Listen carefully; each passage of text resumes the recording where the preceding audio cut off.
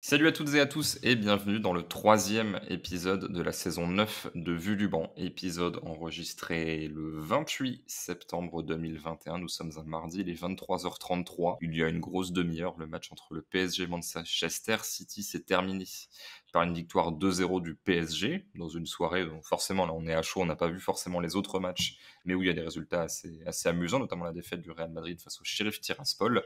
Mais bon, sur cet épisode, on va d'abord se concentrer sur le match du PSG pour débriefer tout ça. Évidemment, mes deux compères habituels, Florent Tonuti. Bonjour Florent. Salut Et Christophe. Raphaël Cosmidis. Bonjour Raphaël.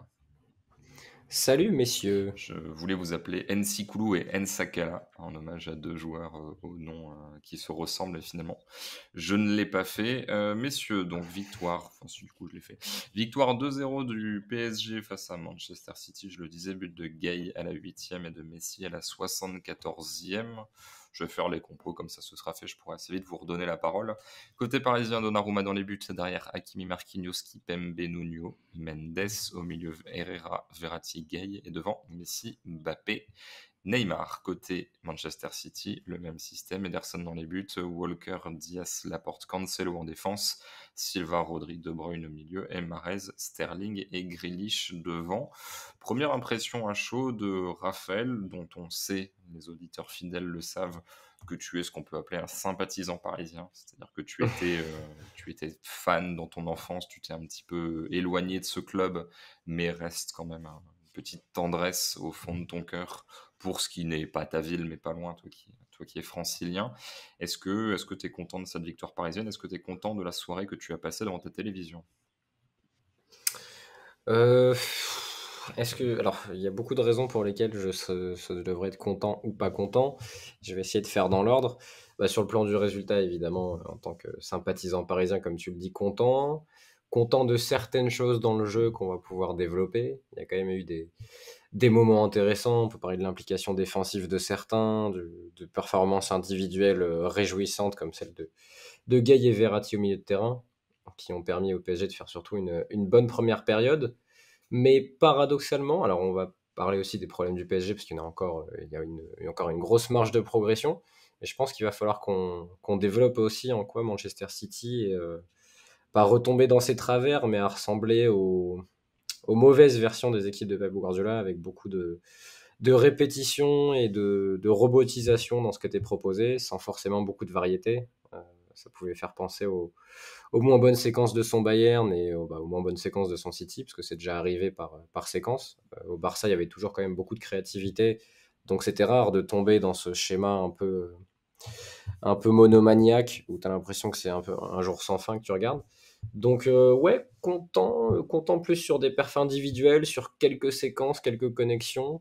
Mais les deux performances collectives m'ont pas impressionné. C'était peut-être un peu tôt dans la saison pour voir des grosses perfs collectives, même si City en avait fait une belle contre Chelsea il y a quelques jours, que d'ailleurs Flo a analysé, vous pouvez aller la voir sur YouTube. Je n'oublie pas de faire la promo des copains. Mais ouais, dans l'ensemble, je pense que c'est plus les joueurs qui ont été marquants que les équipes. Je ne sais pas si vous serez d'accord, mais c'est ce que je retiens du Bah match. du coup, Flo, es-tu d'accord avec cette analyse, ce commentaire de ton binôme? Côté PSG, oui, ce sont plus les joueurs qui ont été marquants que l'équipe, pardon, que le collectif, parce que c'est difficile de déterminer des principes dans le match parisien, par exemple avec le ballon. C'est difficile de savoir ce que les Parisiens avaient envie de faire une fois qu'ils avaient récupéré la balle. En revanche, City, il y avait presque trop de principes et des schémas en effet répétés à outrance qui ont failli passer, hein. Il y a eu des situations, mais pas mal de frustration peut-être aussi parce que certains joueurs côté City n'ont pas forcément profité des bonnes positions dans lesquelles ils pouvaient se retrouver. Raphaël, Pour préciser, Christophe, pardon, quand je dis que la performance auditive de City m'a pas impressionné, c'est pas forcément en termes de production objective, mais de plaisir de téléspectateur pour le coup. Parce que, alors, dans Vue du banc, on parle souvent des plans de jeu, de ce qui a été réussi ou pas, mais il y a aussi le plaisir qui entre en ligne de compte.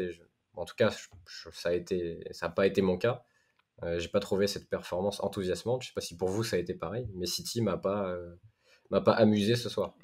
bah après, je t'avoue que moi, je suis à Ouais. l'animation, donc je suis plus là pour vous faire briller que pour donner mon avis, mais moi, ça m'a bien, bien énervé. Je vais pas. J'ai l'impression, en gros, sur la dernière demi-heure, j'en pouvais plus, en fait. Jusqu'à l'heure de jeu, tu te dis: «Ah, peut-être», et en gros, quand tu vois que l'entrée de Foden, je n'ai même plus exactement la minute, 68e ne change rien, c'est la 70e, j'ai fait: «Bon, j'en pouvais plus», quoi. J'étais assez énervé, d'autant que alors, je sais pas si on aura forcément le temps d'en parler, mais j'ai vu le match de l'Ajax avant, qui était face à un Beşiktaş, je crois qu'il manque 15 joueurs, hein, donc c'est pas forcément Ouais. le même niveau d'adversité, mais quand tu voyais l'Ajax jouer, tu fais: «OK, ça, c'est ce que potentiellement pourrait faire City et que City ne fait pas». Sur les mouvements avec ballon, etc. Ça, l'adversaire ne rentre pas forcément en ligne de compte. Et la rigidité de City, ok, te permet de récupérer des ballons, mais la fluidité de l'Ajax ne l'empêchait pas non plus de récupérer des ballons à la perte et de bien presser et de s'installer dans le camp adverse. Donc du coup, c'est vrai que tu te dis, il y a un différentiel entre les deux équipes qui est important, même si Florent, il y a quand même eu passé je sais pas, les 20-25 premières minutes, on a revu des choses qu'on avait vues face à Chelsea du côté de City. Ce côté, même s'il n'y a pas une créativité énorme, tu étouffes tellement ton adversaire que même sans neuf, en fait, t'es devant le but adverse, et donc tu peux imaginer qu'à un moment, tu vas finir par marquer un ou deux buts, et que finalement, c'est ce quadrillage du terrain, cette maîtrise des zones de perte, qui peut te faire gagner, même si tu fais un peu toujours la même chose. Ouais, pour faire les choses dans l'ordre, on peut même partir du début de match avant de revenir sur ce temps fort de City, en effet, en milieu de première mi-temps. En début de match, il y a cette envie de City de presser, et il y a un joueur qui fout tout en l'air, en fait, côté City, c'est Verratti. C'est le début de match de Verratti, où d'ailleurs on peut évoquer aussi la réalisation, qui nous a privé de quelques-unes de ses sorties de balles, je pense. Parce qu'on Oui. avait des plans larges, non, on n'avait pas de plans larges, justement, on avait des plans en tribune, etc. sur les premières passes. C'est-à-dire, il y a quand même eu un match. Je fais ma parenthèse. Non, mais je vais la Mon continuer, ta côté parenthèse, éditorialiste. donc vas-y, vas-y. Il y avait quand même un match quelques jours plus tôt où on voit Manchester City faire un gros pressing face à Chelsea qui sort le ballon de sa surface, et on voit que c'est très important dans le match et que City fait un super match. Et on arrive 3 jours plus tard, ou 4 jours plus tard, je sais plus, de samedi à mardi, bref. Et on se retrouve dans une situation où on voit pas les sorties de balle du PSG. On les a quasiment pas Ouais. vus sur le début de match, on est d'accord. Après, à la décharge du réalisateur, il y avait quand même Ed Sheeran en tribune. Et quand C'est Ed vrai. Sheeran est en tribune, c'est quand même un plaisir pour tous les téléspectateurs, parce qu'on sait qu'en plus d'être un très bon chanteur, il a vraiment un physique hollywoodien. Donc c'est vraiment ravissant. Et le pire, je sais pas si tu regardais sur Canal ou sur RMC, toi, Flo. J'étais sur Canal, ouais. J'étais sur Canal. Mais le pire, c'est qu'on peut pas lui en vouloir. Il sait pas que c'est pas vu, je pense. À ce moment-là, il regarde le terrain peut-être directement. Mais Abibay, à un moment, fait: oh là là, quel sombrero de Verratti devant la surface pour s'en sortir, pour résister à la pression. Et en fait, nous, on l'a pas vu parce qu'il y avait un ralenti sur un centre anecdotique de Riyad Mahrez. Donc derrière, on a juste eu le ballon qui partait des pieds de Verratti. On savait pas comment il avait fait. Et il y a eu 0 ralenti du sombrero. Oui, non, mais C'est vrai que le Je sais pas. Je sais le pas. charisme d'Ed Sheeran, son charisme de fenêtre Triba est un petit peu. Voilà, c'est quand même quelque Bah, chose de comme, marquant qui mérite d'être filmé. Mais comme Est-ce qu'il est avec. plus charismatique que les joueurs de City? Non, je si on sais. fait une échelle du Ça charisme, dépend de- 2 petites secondes. Je pense que Ederson est plus disons. charismatique. Walker, je ne sais pas comment le placer. Diaz est plus charismatique. Laporte, je ne pense Ouais. pas. Je pense que ça se vaut. Est-ce que Bernardo était pas plus charismatique avant et l'est de moins en moins, tu vois. Possible Mais, aussi. ça m'a fait penser à Peter Crouch, Ed Sheeran, parce que je pense que si tu lui posais la même question, qu'est-ce que vous auriez fait si vous n'étiez pas chanteur? Comme on avait posé la question à Peter Crouch, qui avait répondu qu'est-ce que vous auriez fait si vous n'étiez pas footballeur, et qu'il avait répondu puceau. Je pense qu'on aurait pu avoir la même conclusion sur Ed, qui se distingue pas par ça, mais après, bon, musicalement, on n'est pas très intéressé non plus par Ed Sheeran. Donc je sais pas pourquoi le fait que ça zoome sur Ed Sheeran, je sais pas si la réelle était anglaise ou française en fait.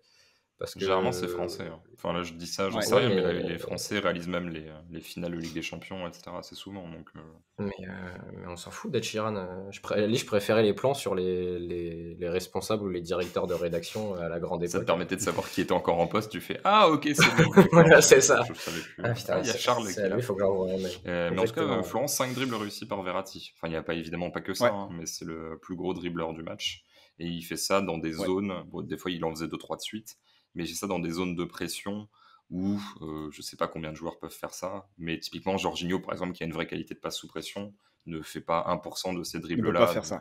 Donc c'est vrai que là-dessus, Et t'as peut-être pas un cheat code, mais en tout cas quelqu'un qui est vraiment très très utile face à ce type d'adversaire. d'ailleurs, on peut se dire que quand même, Verratti joue numéro 6 sur Ouais. ce match, ce qui est assez rare. On l'a assez rarement vu à ce poste-là. Enfin. Et Ouais, enfin, c'est ce que j'allais ajouter. Mais on peut se dire que Pochettino l'a mis là parce qu'il savait que c'était sans doute le joueur susceptible le plus de se sortir de cette pression que City avait pu mettre sur Jorginho lors du match précédent. Autre Donc, raison potentielle, c'est peut-être aussi parce que Gay et Herrera font un super début de saison que tu te dis, bon, ouais. bah, je vais pas mettre Gay dans cette situation, mais j'ai quand même envie de mettre Gay et Herrera sur le Puis même terrain, à la donc finition, ils Verratti sont va se assez mettre là. pertinents les deux, hein. C'est Bah, décevant, hein. Herrera a une grosse occasion aussi, donc t'aurais pu avoir but de l'un et but de l'autre. Mais c'est la position dans laquelle Verratti fait le plus de bien au PSG, et surtout depuis la retraite de Mota. Donc de le voir aussi bas, ça fait plaisir. Et pour un mec qui n'a pas joué depuis un mois, ça restait, je pense, encore avec ballon, de loin le joueur du PSG le plus important. Je pense que tu me dis, tu retires lequel entre les trois attaquants et Verratti. Je préfère retirer un des trois attaquants avant Verratti et n'importe lequel des Et attaquants. pour poursuivre sur ça et continuer un petit peu ce que voulait évoquer Flo, c'est vrai qu'on évoquera le temps fort de City, long temps fort, un peu après. Football fiction, mais est-ce que pour toi, City change des choses ou est-ce que c'est Verratti qui baisse le pied? Qu'est-ce qui explique qu'à un moment, tu peux entre guillemets pas presser Paris et qu'après tu changes? Est-ce que c'est uniquement Verratti qui est un peu cramé, qui se fait un peu mieux prendre ou malgré tout, City attaque mieux de manière plus patiente et un Verratti ne suffit pas forcément? Bah, je sais pas si Flo a une réponse à cette question. Non, pas direct. Je vais faire le schéma, le raccourci, c'est, je vais dire un peu des deux. Mais c'est vrai que Verratti, tu sens aussi qu'aux alentours de la demi-heure, fin de première mi-temps, qu'il commence un petit peu à baisser de pied, mais tu le sens pas forcément dans ce qu'il fait avec le ballon, tu le sens dans ce qu'il fait sans. C'est-à-dire qu'il se jette beaucoup plus vite, beaucoup plus souvent. En deuxième mi-temps, c'était un festival, hein, c'était Emmanuel Petit quand même, dans la moitié de terrain parisienne quand il fallait. Je crois juste avant de sortir, il balance un énorme tacle, Bah ouais, je sais plus sur qui. il sort sur un carton jaune, ouais. Ouais, voilà, c'est ça, ouais. Mais enfin bref, euh, sur la partie où City prend le dessus, je pense qu'il y a un peu de tout. Il y a aussi le fait que Paris était incapable de ressortir au-delà du cas de Verratti, de trouver des situations pour enchaîner après cette sortie de ces 30 mètres. Je crois que Paris, sur le reste de la première mi-temps, il y a une sortie avec Ouais. la frappe d'Herrera. Ils le font entre la 5e et la 15e, en fait, avec le but et dans la foulée du but où tu sens qu'ils prennent un peu confiance et ils ont des séquences où ils arrivent à ressortir. Mais c'est vrai que derrière, à partir du moment où City se réinstalle dans leur camp, dans le camp du PSG, et presse haut et vite à la perte, on a vu peu de séquences où tu as réussi à aller jusqu'à Mbappé et Neymar, par exemple. Alors, tu Ouais, bah, as c'est ça, réussi ouais. à aller jusqu'à Gay, mais t'arrivais pas forcément à transformer ça en des transitions, quoi. C'était Parce que assez là, tu vois, timide. je suis sur FotMob. À partir du but à la 8e d'Idrissa Gueye, je prends les tirs suivants. On a Sterling 26e, Bernardo Silva 26e et Bernardo Silva 26e, c'est la fameuse triple occasion. Mahrez 28e, Cancelo 31e. On a Neymar 35e sur une sortie. Et ensuite, on revient De Bruyne 37, Herrera 38, la frappe qu'Ederson met en corner. Et après, Ruben Dias 43e sur corner. Donc, tu as vraiment cet énorme temps fort qui, normalement, dans un football réaliste, aurait dû permettre à City de revenir avec cette triple occasion où tu dois avoir deux occasions à plus de 80% de chances de marquer et plus la tête de Sterling en l'espace de quelques dixièmes de seconde. Mais. Mais oui, ce temps fort-là, je pense qu'il y a aussi le fait que City commence à trouver son rythme, commence à savoir ce qu'ils doivent faire dans le camp adverse pour essayer de se créer des bonnes positions. En l'occurrence, on va sur un côté, on écarte vers l'ailier, soit il y a un appel, un dédoublement intérieur, soit il envoie un centre, soit il renverse de l'autre côté où on met sur l'autre ailier qui attend le dédoublement intérieur, qui revient sur son pied gauche et qui centre, ou bien qui tente la solution individuelle. Enfin voilà, ils ont commencé à répéter ces gammes-là et, et ne pas arrêter. Et c'est ça aussi qui a fait que City s'est installé, je pense. C'est qu'ils ont trouvé ce qui leur permettait d'arriver dans la surface, de mettre Paris en difficulté. Et à partir du moment où ils ont trouvé ça et où Paris ne récupérait plus des ballons, mais c'était plus des dégagements ou des choses comme ça, ils ont réussi à s'installer et à dominer le Paris Saint-Germain. Et ils l'ont mieux fait en début de deuxième, la course intérieure. Enfin, en tout cas, ils ont insisté dessus. Parce que tu sens quand ils reviennent de la pause, il faut citer les dédoublements intérieurs, parce que City ne dédouble jamais à l'extérieur, vu que les latéraux restent assez bas. En tout cas, Et ils restent axiaux. les ailiers très écartés. Voilà, les ailiers très écartés. Et en début de deuxième, pour rebondir sur ce que disait Flo, il y a énormément de courses de De Bruyne ou de Bernardo dans les demi-espaces. notamment De Bruyne qui part 2-3 fois dans le dos de Nuno Mendes et qui a une occasion comme ça où Donnarumma la sort. Donc ça a peut-être été une option choisie à la mi-temps où Guardiola s'est dit c'est peut-être celle-là sur laquelle on va insister. Ouais, surtout que Bernardo passe à gauche, Ouais, alors que lui, qui penchait plus à droite en première mi-temps, et il passe à gauche pour être sur son pied gauche pour pouvoir c'est envoyer des ça pour centres pouvoir. D'ailleurs, quand il est bon. dans la minute, je crois, ou dans les 2-3 minutes qui suivent l'inversion De Bruyne-Bernardo, il y a De Bruyne qui est lancé demi-espace droit et qui Qui frappe, passe tout je crois. près de pouvoir faire frapper sur Donnarumma. Qui a peut-être un tir d'ailleurs, c'est peut-être un tir qui Ouais, est c'est un peut-être tir, sorti. ouais. Ouais. C'est un tir, ouais. Mais après, c'est des tirs dans des angles compliqués, donc c'est quand même des occasions, mais c'est pas forcément les tapines que City met quand il y a un centre en retrait qui passe devant le but et Sterling ou Jesus qui arrive. Bah, c'est là où Paris Mais a été bon, c'est qu'ils ont en effet concédé dans les demi-espaces, ces situations-là, mais ils ont gardé le contrôle vraiment de l'axe du but, de la surface, et avec en plus un Donnarumma qui a fait les arrêts qu'il fallait justement sur ses tirs en angle fermé, il n'y a pas eu d'erreur, il a été solide, il a pas... il a pas repoussé dans les pieds. Enfin, il en fait Ouais, c'est une, ça. mais Sterling débranche. Ouais. Quand il laisse Oui, c'est partir vrai, la balle. c'est vrai, ouais. Parce qu'elle est tellement impossible à imaginer vu la tranquillité au départ que tu te dis bon Oui, bah voilà. oui, non, il n'y a aucun moment. Ouais. Moi-même, j'ai tourné la tête. Mais tu vois, il y a eu aussi un vrai contrôle gardé par Paris sur cette situation, contrôle de l'axe de la surface de réparation. Ce qui fait que sur les passes en retrait, il n'y avait pas de solution. Ils n'ont pas, par exemple, repris le but que Bruges leur avait mis avec le centre en retrait. Je crois que c'était Lang à la passe et Van Aken C'était ou De Deketeler, je sais Ketteler, je plus, pense, qui fait le centre.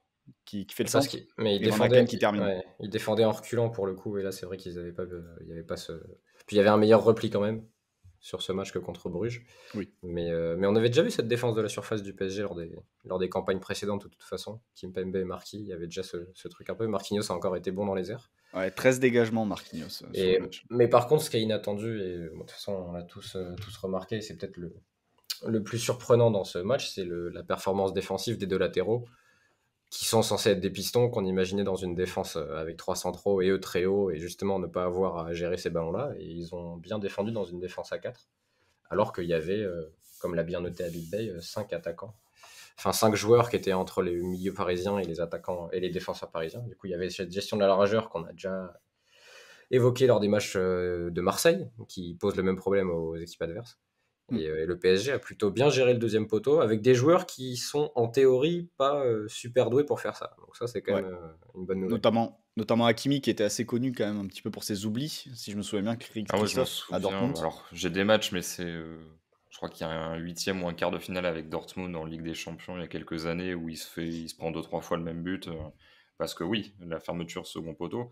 Mine de rien, on se rend compte que en fait, il y a tellement d'équipes qui vont attaquer à 5, alors soit en mettant les mecs dans tous les couloirs de jeu, soit simplement tu as le système type Atalanta, donc du coup tu as le mec, le piston qui va débarquer second poteau. Tu te rends compte toutes les semaines que des équipes ont des latéraux qui ne savent pas fermer second poteau, quoi. Et c'est vrai que c'est un truc qui maintenant est essentiel, qui en tout cas va être beaucoup plus testé il y a quelques années, parce que mine de rien, il y avait beaucoup moins de gens qui allaient surgir en deuxième rideau un peu de nulle part. Et Gosens, la moitié de sa carrière se fait parce que les gens ne savent pas fermer second poteau. Et là, pour le coup, c'est vrai que Hakimi, et en fait, c'est une vraie question que je me pose, j'imagine que vous n'avez pas la réponse, mais en gros, à savoir à quel point c'est de l'instinct défensif, à quel point c'est juste de la concentration. Tu vois, est-ce qu'il suffit de se dire pendant tout le match, putain, je ferme, et du coup, tu vas fermer à chaque fois? Ou est-ce qu'il y a quand même un côté apprentissage? Parce que j'ai l'impression que pour Hakimi, Mendes, j'ai pas son historique en tête, c'est juste que ça, dans ma tête, c'est surprenant parce que j'ai pas son profil, mais Hakimi, ça sort quasiment de nulle part. En fait, t'as très peu de signes avant-coureurs où il y a des matchs où tu te dis, ouais, putain, il maîtrise super bien cette facette du jeu. Après, est-ce que c'est pas plus facile de fermer au deuxième quand il n'y a pas vraiment d'attaquant qui t'attire plus dans l'axe, tu vois? Parce que là, City, il y avait pas de. Généralement, tu t'es attiré par un mec qui fait cette course un peu plus dans l'axe de la surface et tu dois hésiter entre le deuxième et l'axe, entre aider ton central et rester au deuxième. Et là, il y avait pas de neuf ou de même de faux neuf qui allait attirer ces mecs-là. Je pense que Marquinhos et Kimpembe n'ont pas été tellement gênés par Sterling sur ces ballons-là. Je pose la question à Flo parce que tu vois, je me rappelle du match Allemagne-Portugal où c'était Semedo à droite, je Oui, crois, oui, et oui. Coentrao à gauche. Et les mecs, à chaque fois qu'il y avait une course de Niabri, ils suivaient à fond et ils libéraient le deuxième, tu vois. Et là, il n'y avait pas forcément ces courses-là. Donc c'est peut-être plus simple de défendre au deuxième quand il n'y a pas de menace plus dans l'axe. C'est vrai. C'est vrai. Non, moi, j'ai pas grand-chose à rajouter, mais c'est vrai qu'il y a un petit souci, moi, quelque chose avec lequel j'ai du mal avec City, c'est le fait qu'il y a, au-delà du fait qu'il n'y ait pas de neuf à part entière, parce qu'on ramène souvent ça oui, non, mais il lui faut un neuf, il lui faut un neuf. C'est le fait qu'il n'a pas forcément énormément de joueurs non plus attirés par le but, en fait, sur ces situations-là. C'est-à-dire que Grealish, c'est pas un joueur qui va attaquer la surface pour être présent au deuxième poteau, mettre de l'impact. Mahrez, de l'autre côté, c'est pareil, il va plus attendre que la balle arrive jusqu'à lui au deuxième, contrôler et essayer de se mettre sur son bon pied. Et City manque plus que d'un numéro 9, manque de vrais joueurs attirés par le but, qui ont envie de faire comme Gossens, quoi, de monter sur leur adversaire et de catapulter la balle au fond. Ou comme Sterling quand il joue lié à l'opposé et qui vient au deuxième, Sterling le fait, souvent ça, marquer son but. Sauf que quand il part de l'axe, c'est beaucoup plus compliqué pour lui de se laisser oublier. C'est vrai que Liverpool, par exemple, Salah, Mané, bon, même si Mané a un peu moins de réussite ces derniers temps, mais voilà, c'est des joueurs qui vont à chaque fois avoir ce côté, je suis un attaquant de couloir, je suis pas un ailier qui veut fixer, dribbler, mais qui va rester un peu en retrait. Ouais, Mané est très bon pour ça, par exemple, aussi. Ouais, mais c'est sûr que par rapport au City, il y a 2-3 ans, où c'était Sané, Sterling qui venaient centrer sur leur bon pied et qui arrivaient de l'autre côté, justement sur le centre de l'un pour l'autre. Là, t'as Grealish et Mahrez et ça va être des trajectoires rentrantes où les gars vont devoir... à un moment, Mahrez en a une où il fait une super prise de balle et il enchaîne un ras de terre et c'est Donnarumma qui la sort. C'est un centre venu, mais c'est peut-être un centre de Cancelo. Je sais plus qui va le chercher au deuxième. Mais tu vois, Voilà, je crois que ça va être que des trajectoires comme ça. Ça va pas être des ballons qui arrivent où tu peux finir en une touche. Enfin, ça va être peu compliqué en tout cas. Mais tu vois, par exemple, je crois que c'est celle-là. Mais j'ai souvenir en première mi-temps d'une séquence où Mahrez, tu te dis, tiens, il a l'espace, il peut attaquer le ballon et il peut essayer de finir en une touche en fait. Et non, il va contrôler, il va se mettre sur son bon pied et essayer de finir. C'est juste ce genre de truc, quoi, où t'as pas ce côté, la balle arrive, je suis là pour la pousser au fond, et c'est pas quelque chose que ces ailiers-là, en tout cas Grealish, Mahrez, ont dans leur panoplie. Sachant que je repense aussi à celle de Bernardo, qui t'a beaucoup énervé, Flo. Encore une fois, l'action, c'est une action, je sais pas, oui, c'est vrai, ouais. 0,10 XG, quoi. Il est, je sais pas, à 14 mètres, un peu angle côté gauche. Servi par Foden. Il y a un peu de monde sur la trajectoire, mais tu peux essayer quand même d'aller vers le but. Je veux dire, si c'est Messi, par exemple, c'est une vraie occasion, et il pivote. Surtout que t'es dans la surface. C'est ça. T'es dans la surface en plus, donc c'est quand même dur d'intervenir pour les défenseurs. C'est ça, tu peux soit tenter d'aller tout droit et tu dis un peu de chance on me fauche, soit tu tentes une frappe, c'est pour repousser, mais au moins tu essayes quelque chose, sinon tu récupères tous les ballons à la perte. Donc je veux dire, de réinstaller un temps de possession en faisant ta toupie, en repartant dans l'axe pour servir, je sais pas, De Bruyne à 25 mètres. Bon, ça c'est, par exemple, Gundogan, je pense, il serait allé, quoi. Mais bon, visiblement, Bernardo Silva est devenu un coureur de fond, donc c'est... Mais c'est vrai que Gundogan, qu'on a pas mal taclé ici, s'il fait vraiment beaucoup de différence l'année dernière à City, c'est peut-être parce que c'est un des rares joueurs qui est vraiment attiré par le but dans la surface de réparation, en fait. Oui. Avec son wagon de but qu'il met, son wagon à l'échelle d'un milieu de terrain, il en a mis beaucoup l'année dernière. Mais sur ce match-là, j'ai presque envie de dire que c'est quelqu'un avec cette mentalité-là dans la surface qui manque aussi côté Manchester City. Et pas forcément d'un véritable numéro 9 d'un attaquant. Oui, sachant que même Jesus, c'est un vrai numéro 9. Il aura ce côté finisseur, mais c'est pas Agüero non plus, quoi. C'est-à-dire de tous les 9 qui sont les attaquants de pointe, d'ailleurs, contre Chelsea, il joue à moitié côté, hein, donc c'est pas un mec qui aura un profil à la Kane. Donc c'est même les purs numéro 9. Limite Ferran l'aura plus, alors qu'il est plus ailier, oui, mais encore une fois, j'ai l'impression que c'est une tendance qu'il a à vouloir être un peu finisseur, mais c'est pas un finisseur, quoi. Alors que certaines équipes ont vraiment, tu vois, par exemple, Goretzka, lui, il arrive dans cette zone-là. Bon, c'est un truc un peu stéréotypalement, mais il va frapper, quoi. Il va avoir vraiment cette verticalité, chose que les joueurs de City n'ont pas. Raphaël, est-ce qu'on a encore des choses à dire sur le temps fort? Je sais pas, mais en tout cas, le plutôt bon début de match parisien qui est donné vraiment, vraiment plus que le change, ou alors est-ce que tu veux basculer sur la suite? Bon début de match, les 5 premières, ils touchent pas un ballon quasiment. C'est vraiment à partir de la 6-7e, ils ont 2-3 ballons, il y en a un qui fait but. Que dire que Gay est très bon dès le début, si on doit parler de chronologie. Je sais que c'est une performance individuelle, mais elle est tellement importante pour le collectif parisien que c'est vrai que cette première période très réussie de Gay et Verratti, elle te permet quand même à la fois de tenir défensivement, parce que Gay va être à la base de pas mal de récup, et d'avoir des ballons... Verratti pour ressortir, ça reste... En fait, tu préfères... Est-ce qu'il y a un joueur aujourd'hui qui est plus fort que lui pour te faire une sortie de balle tout seul? Je En suis pas fait, sûr. ça dépend ce que tu appelles tout seul. C'est-à-dire que... Bah, c'est résister à la pression de deux trois mecs et geler le temps et trouver un gars libre qui va avoir le temps de faire une passe vers l'avant, tu vois. Bah, comme sur le deuxième but, quoi, finalement. Voilà, c'est ça, C'est ouais. lui qui le Non, parce fait que si aussi. c'est genre se sortir de la pression par le dribble, et ensuite il va pas forcément enchaîner, mais il va faire la passe vers l'avant, un peu simple, je pense que, enfin simple entre guillemets, hein, mais il se sera ouvert l'espace pour la faire. C'est difficile de trouver mieux. Maintenant, mais Parce que tu j'ai vois, une enfin j'ai une grosse tendresse pour Kimmich. Il y a pas mal de situations où je me dis, s'il y a peut-être un peu moins de pression, mais en gros Kimmich va s'en sortir aussi, mais il va faire plus facilement une transversale de 60 mètres dans les pieds du mec. Par contre, si la pression, j'ai envie de te dire, genre Kimmich va sortir des pressions jusqu'au niveau 7 sur 10, et il va te faire des trucs incroyables. Par contre, 8 ou 9, il va pas y résister. bah, c'est-à-dire Alors que tu vois, que, ouais, si tu fais un concours de se retourner avec le ballon, je pense que Verratti met une danse à Kimmich, tu oui, non, vois. mais c'est ça. Mais c'est-à-dire Euh, que mais ces niveaux de pression-là sont pas forcément tout le temps affrontés. Mais oui, sur du niveau de pression 8, 9, 10, il y a le seul mec que je pourrais avoir dans la discussion, mais on l'a plus vu faire ça depuis un moment, c'est De Jong. Euh, Bah oui, je pensais à lui. Je pensais à lui parce que Verratti, pour moi, il est pile au milieu entre Jorginho et Kovacic, tu vois. C'est-à-dire qu'il a les prises de balles de Kovacic et le truc des deux trois premières touches où il va éliminer. Et puis il a aussi Jorginho par sa passe vers l'avant et son positionnement. Donc là, franchement, dans cette équipe, parce avec qu'après, Messi, avec la relation qu'il a au début de match avec Messi, j'avais juste envie que Mota sorte de sa retraite et de voir les trois jouer ensemble. Et finalement de refaire un Busquets, Xavi, Messi de la belle époque où ça combinait axe avec un Iniesta en plus que Neymar pouvait un peu imiter là, tu vois. Mais d'avoir ces mecs en une touche de balle, petits espaces, qui vont justement permettre de casser un peu ce pressing et de te mettre dans le camp adverse. Parce qu'après, De Jong a le coup de rein en plus, Oui, pour porter la balle plus loin, pour gagner plus de mètres. Moi, je pensais aussi au Thiago du Final 8, qui oui, était absolument imprenable sous c'est pression. vrai. Mais bon, ça a duré 1 mois et demi à peu près. Depuis, je sais pas si tu l'as beaucoup revu à Liverpool, Raphaël. Non, mais après, Liverpool a tellement de moyens de se sortir de la pression qu'il n'a pas forcément besoin de faire ça, tu vois. Parce Certes. que la pression, il suffit que Van Dijk envoie un ballon dans le dos à Alexander-Arnold à l'opposé, une diagonale de 60 mètres, et après il fait une transversale pour Robertson et t'es dans le camp sachant que adverse. Donc Thiago est blessé un mois sur deux, hein, donc en plus, Mm. c'est difficile de prendre des habitudes oui, de jeu avec lui, quoi. Disons, tu vas pas dire, ah, on va ressortir de la pression par Thiago. Tu vas plus te dire, bon, on va ressortir de la pression via Van Dijk ou une transversale après avec cela son. dit, je dis ça, mais malgré toutes les performances mitigées de Thiago, depuis qu'il joue avec Fabinho, et les mecs, je crois qu'ils ont été 26 ou 27 fois titulaires ensemble, Liverpool n'a pas perdu un match. Donc il y a quand même un truc sur le côté, on est capable de contrôler un match et aussi à la perte de se saccager, parce que Thiago Alcantara, malgré toute sa finesse, est aussi un mec capable de casser des jambes.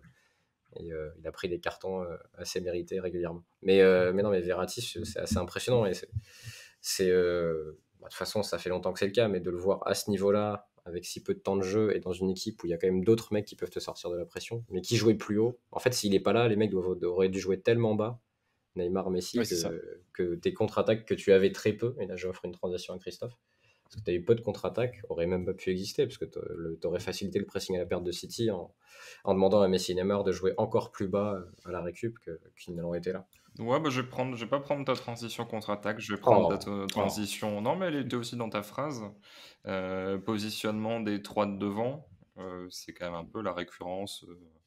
Le 7 plus 3 avec les 7 mecs qui défendent et les 3 qui sont 40 mètres plus haut à attendre. Bon, déjà là, pour jouer des transitions, t'étais quand même obligé de décrocher un peu. T'es pas obligé forcément de défendre, mais tu pouvais pas rester dans le camp adverse parce que sinon il y avait 50 mètres d'écart avec le reste de l'équipe vu la hauteur quand même relativement basse du bloc.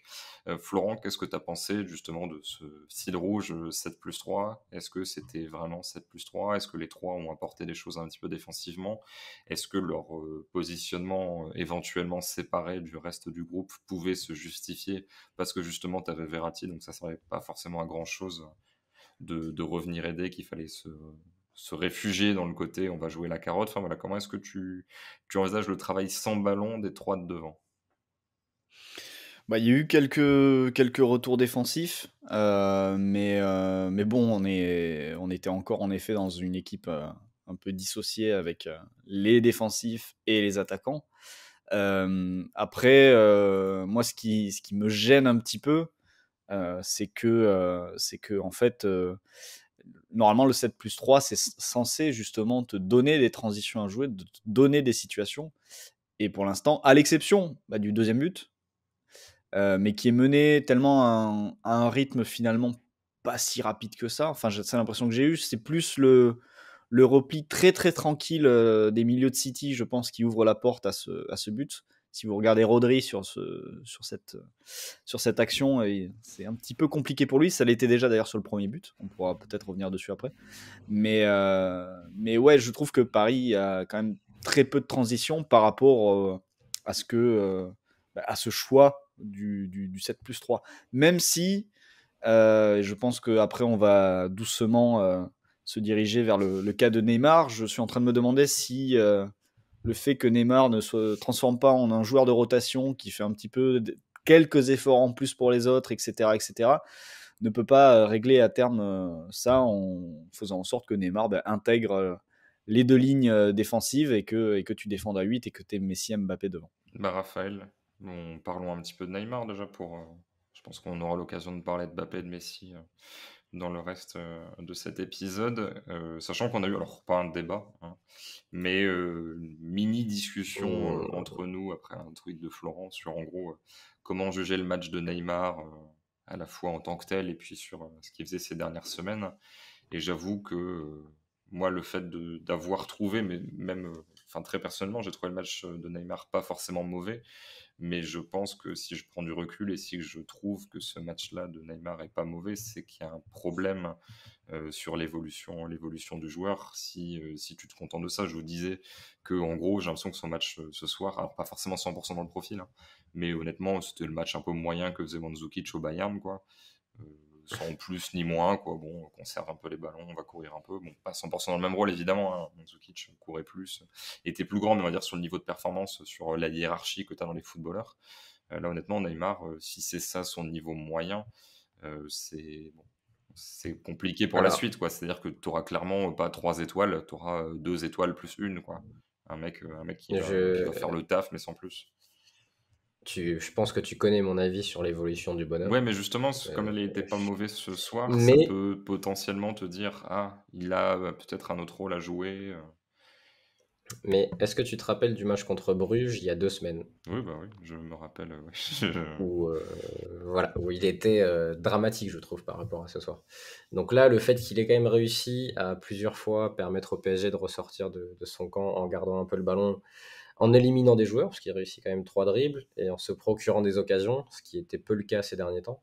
Je l'ai trouvé techniquement et physiquement un peu plus proche, pas de son niveau théorique ou max ou normal, parce que c'est quand même on parle d'un mec qui, je pense, aurait dû avoir une carrière un peu plus grande, enfin, surtout quand tu vois son niveau 2017, même 2016. Mais un mec qui est crédible, là, à ce niveau de compétition, sur un match de poule contre un City qui vient de corriger Chelsea dans le jeu, en tout cas. Donc ça, c'était quand même positif. Pour commencer sur Neymar. Il a quand même été... c'est vrai qu'il a souvent été dans la... Alors, est-ce que c'est une ligne de 4 ou une ligne de 4+1 avec un Messi qui venait très intérieur, qui bossait pas tellement, mais qui était là, en fait, qui était là dans l'axe. Je sais pas si Flo a vu la même chose que moi, mais il était pas loin de Herrera, Gaï et Verratti, mais sans agir. C'est-à-dire que c'était un peu le truc. Si on la récupère, si on la récupère, faudrait qu'il soit pas loin. Et, c'est ça. Du coup, ça a un tout petit peu gêné City.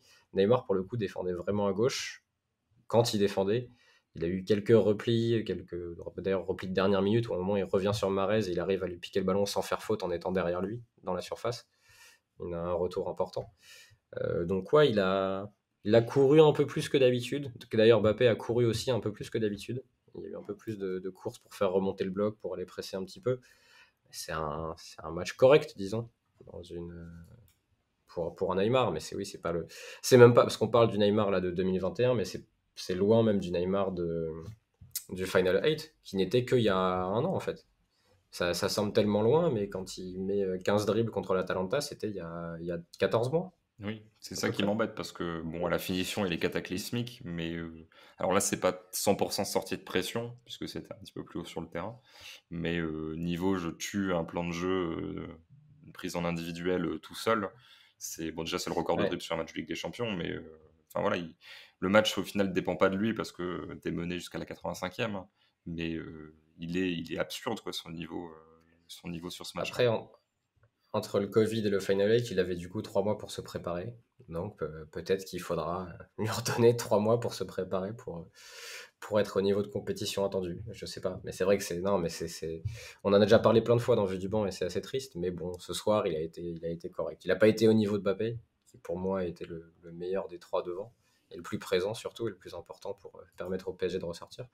Mais bon, tu vois, moi j'ai encore en tête le match contre Bruges et c'était tellement triste et désespérant que là c'est pas rassurant, mais c'est réconfortant. Voilà, ça va être le mot.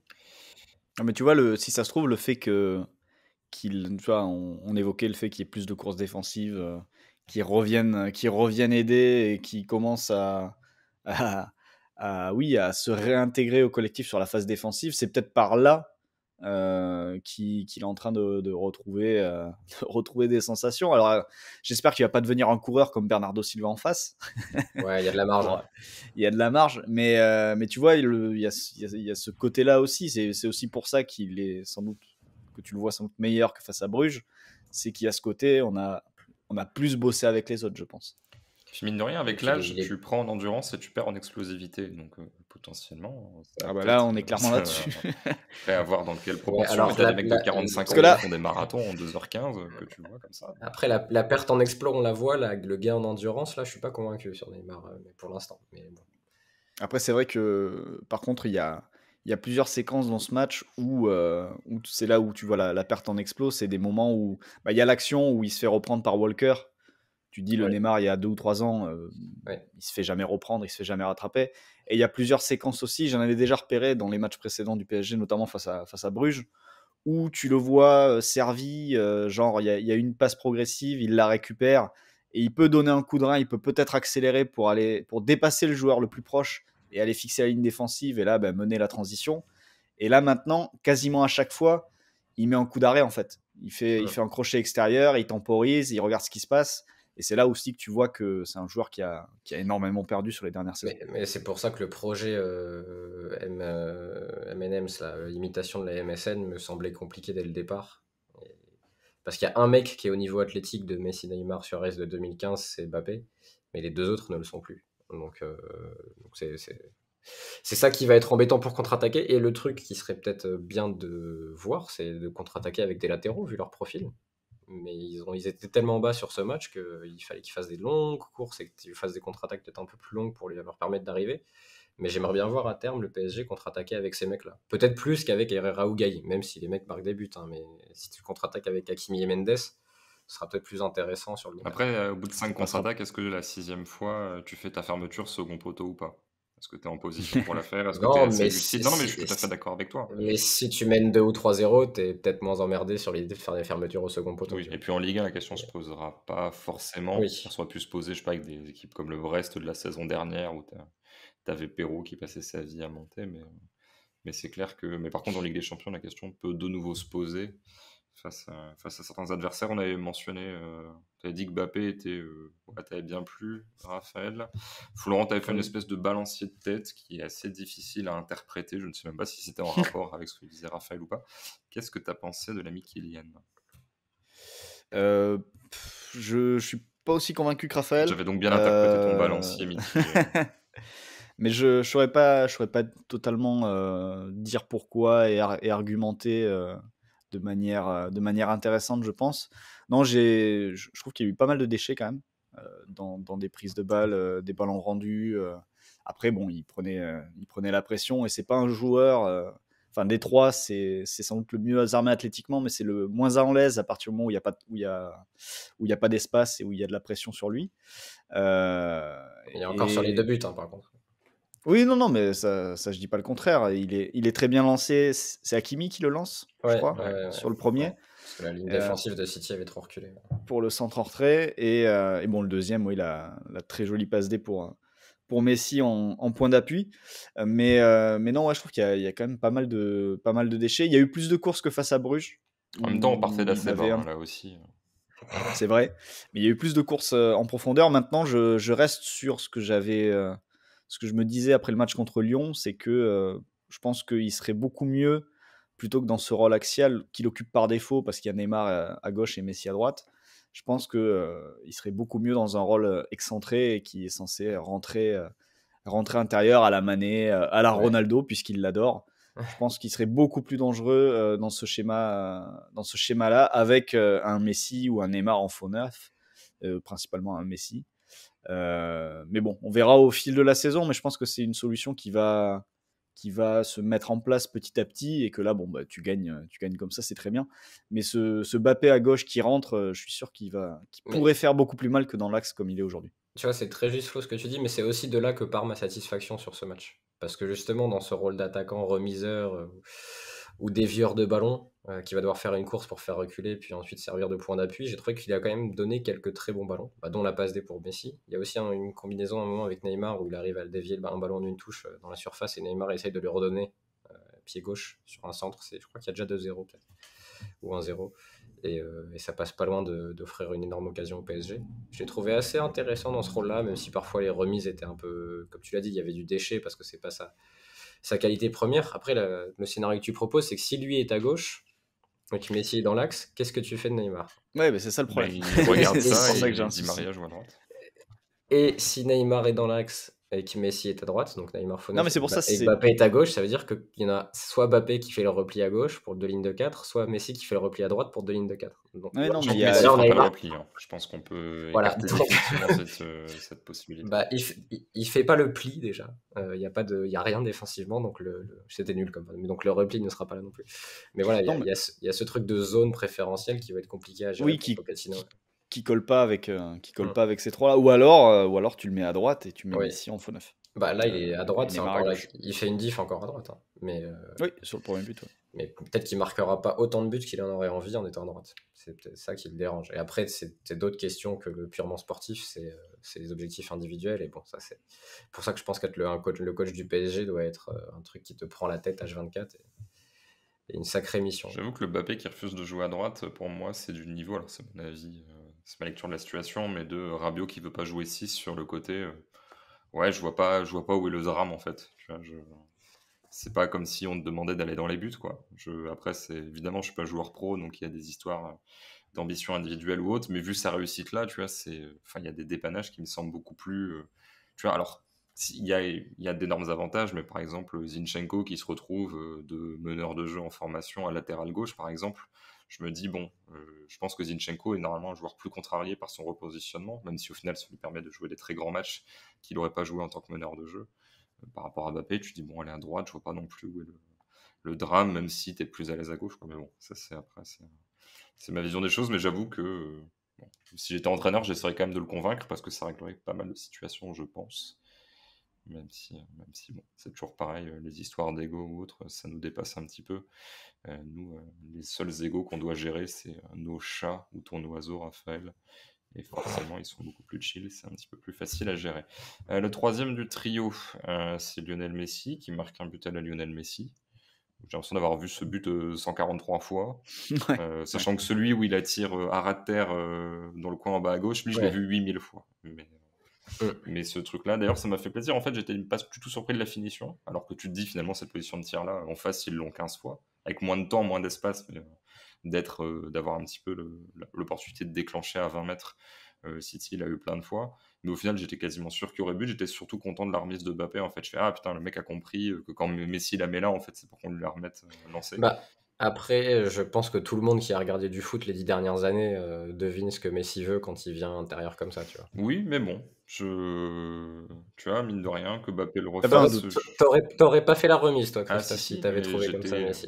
j'étais pas 100% sûr que Mbappé la ferait, quoi. Je me demandais s'il allait pas s'emmener la balle lui-même et ensuite tenter un centre en retrait. Ouais. En gros, la redonner, mais pas le faire en une touche, quoi. Même si Messi, Hmm. Florent, donc pour te lancer sur lui, simplifie vraiment son jeu, joue beaucoup en une touche. Alors, je sais pas si c'est pour avoir un truc un peu contagieux ou pas, mais je t'avoue que moi, ça me frustre. J'allais dire ça me gonfle. Non, ça me gonfle pas, mais je me dis si c'est pour faire ça, au final, tu dilues quand même toute une partie. En gros, j'ai l'impression de voir un Messi tel qu'on le. Alors, c'est un peu caricatural, mais en gros, les mauvais côtés de la formation à la française il y a quelques années, ou maintenant, en gros, la formation allemande ou autre, où finalement, on t'interdit un peu de faire des différences individuelles, où tu dois simplifier ton jeu, etc. Mais du coup, tu simplifies tellement ton jeu que tu enlèves un petit peu tes qualités. Honnêtement, là, je me dis, bah ouais, mais c'est dommage, quoi. J'ai l'impression que c'est un match comme ce soir, t'enlèves le but, c'est dans ces 10 plus mauvais matchs sur une saison à Barcelone, sur des saisons de 55 matchs, quoi. Ouais, bah, je te rejoins. Donc, je vais pas en rajouter beaucoup. Je trouve on est loin de voir pour l'instant le Messi de Barcelone. Et on peut invoquer le début de saison, tout ce qui s'est passé, le transfert à digérer, l'adaptation, etc. Et c'est vrai qu'il est dans un nouveau contexte, etc., etc. Maintenant, je pense qu'il a jamais fait de début de saison. Tu me corrigeras si je me trompe, Christophe, mais autant dans Il un était, relatif anonymat, il même si c'est avait, un il, a- anonymat à l'échelle de Messi, hein, mais il avait sur le bien terrain, galéré quoi. il a bien galéré en début de saison dernière, quand même, il me semblait. Ouais, mais Il avait plus il avait d'occasions, des mais il occasions de mettait rien au partout, il les fond, je crois, ratait. c'est ça. Mais Ouais, il faisait 6 dribbles ouais. par match à tous les matchs. Après, il était un peu obligé, sinon il se passait rien sur le terrain. Mais Après, là, on est qu'au troisième match complet, tu vois, donc oui, bien sûr. Oui, oui, non, mais Mais c'est là, pour sur les ça. 3 matchs complets, je pense qu'encore une fois, sur les 10 dernières saisons, c'est dans les 10% les moins bons de ses performances, quoi. Euh, le seul truc, c'est que ça vient sur la lancée d'une Copa América où il est, c'est je ça, ouais. pense, fatigué physiquement, émotionnellement, et où sa finale est d'ailleurs dégueulasse. Elle est absolument horrible, sa finale. C'est-à-dire, il explose tout le monde sur tous les matchs, et en finale, c'est De Paul qui la gagne tout seul, mais lui est pas bon du tout, avec Di Maria, Mm. qui la gagne aussi un petit peu avec De Paul. Mais je sais pas à quel point ça joue. De toute façon, ça sera que des, su- des, su- des suppositions, j'allais dire des superstitions, pas du tout. Elle sera que des suppositions, Raphaël, mais c'est vrai que on imagine qu'on a un rebond, mais là, en l'état actuel des choses, il y a un petit côté décevant, quoi. Là, tu t'attends à voir jouer Messi, et t'as un bon petit joueur, mais t'as pas encore Lionel Messi, quoi. Ouais, après comme tu parlais au tout début de peut-être d'effets contagieux ou de montrer aux autres que parfois c'est bien de jouer à une touche, et je pense que le mec est quand même assez malin pour avoir cette envie-là, parce que son premier match m'avait déjà choqué là-dessus. Sa toute première entrée d'ailleurs, C'est face à je sais plus Reims, contre eux. sur la dernière Je demi-heure. sais pas, mais Ouais, ouais, il je entre, il a une crois, ouais. demi-heure et le mec il fait c'est toutes ses premières, je crois que c'est les 5 premières passes en une touche. Il l'avait bien fait aussi sur le match suivant, je me rappelle plus contre qui c'était. Enfin, bref. Et je pense qu'il y a quand même de ça. Parce que le PSG est une équipe qui porte énormément le ballon, qui a porté beaucoup ces dernières années avec les deux de devant, Mbappé et Neymar, qui avaient un gros taux d'usage pour utiliser le langage du basket et surtout beaucoup de touches de balle pour parfois ne pas mettre de rythme. Et ça, Neymar en était le plus gros coupable. Donc je pense quand même qu'il y a cette idée-là de remettre un peu de circulation, de fluidité. Tu vois, la première période, il va pas créer des occasions, il va pas faire des diffs, mais la relation avec Verratti, avec ce côté-là du terrain m'a bien intéressé. Et je pense qu'avec toutes les potentiels, tout le potentiel qui existe, quand tu as Hakimi à droite, quand tu as ce Mendes qui va aller prendre son couloir à l'opposé, quand tu as Mbappé qui peut tenir ce rôle intérieur d'appui remise, qui peut être pas mal s'il arrive à avoir un peu plus de justesse sur cet aspect-là, même s'il là il est encore à la base de plusieurs occasions. T'as Di Maria aussi qui peut combiner avec Messi. T'as un Neymar qui peut venir de l'opposé, qui peut venir. Tu vois, je suis pas trop inquiet. J'ai pas regardé ce que ça donne en termes de production offensive, en termes d'occasions créées pour lui et pour les autres. Il faudrait qu'on aille jeter un œil. Là, c'est un peu tôt parce qu'en Ligue 1, il n'y a que 100 minutes. Donc Ouais. l'échantillon est beaucoup trop faible. Mais quand on sera peut-être fin octobre ou fin novembre, de voir ce que ça donne pour savoir s'il est dans ses standards barcelonais. Mais je m'inquiète pas trop. Je préfère miser ou croire à l'idée de la contagion de simplicité dans le jeu, parce que ça ferait du bien à tout le monde au PSG. Et je pense que ce mec-là a quand même l'intelligence pour aller provoquer ça chez ses partenaires. Tu vois, donc il est plus au Barça où il fallait qu'il fasse la différence tout seul, ça c'est de ces dernières années. Il a plus besoin de faire ça. Donc peut-être que ça vient de ça aussi, même si Neymar n'est pas à son meilleur niveau. Mais il y a quand même cette idée d'avoir trois mecs très forts qui vont éviter à Messi de devoir porter une équipe toute la saison. Donc peut-être que ça vient de là aussi. Combien de ballons touchés, à votre avis, par Messi? Ah, je l'ai vu, donc je peux pas dire. Ouais, je l'ai vu aussi, et ils sont tous aux alentours des 50 ballons, je crois, C'est un tout les, petit peu les plus. joueurs C'est devant. en gros, bah, tous les Parisiens sont quand même c'est assez équitable parce que Donnarumma, Ouais, le c'est plus bas ça. est à 44 et le plus haut Hakimi est à 75. Ce qui du coup a un écart de 30 entre le plus bas et le plus haut. Et oui, Messi est à 60, mais Marquinhos 61, Mendes 63, Mbappé 63, t'as 64, 66 et Neymar qui est le plus haut des offensifs à 71. Du coup, oui, si tu fais la moyenne, on est sur 64, 65 de moyenne et Messi est le plus bas, mais il est très proche des autres. Et Verratti 67 en jouant 15 minutes de moins, donc il aurait sans doute fini premier s'il avait fini le match, je pense. Oui, Mm. c'est ça. Ouais. Et en face, c'est, est-ce que vous le savez ou pas, le plus haut? C'est facile. Oui, Cancelo. Cancelo avec 101. Ouais. Et Cancelo, faut parler d'un truc, on l'a pas évoqué. C'est une des rares variations qu'avait City sur ce match, c'est ces passes en profondeur du droit, Ouais. là, Ouais, en faux pied, qui étaient à chaque fois hyper bien dosées, hyper dangereuses, généralement pour les appels de Sterling.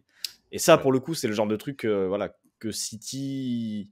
Voilà, on a évoqué leur côté, on est sur un côté, on fixe, on renverse de l'autre, etc., etc.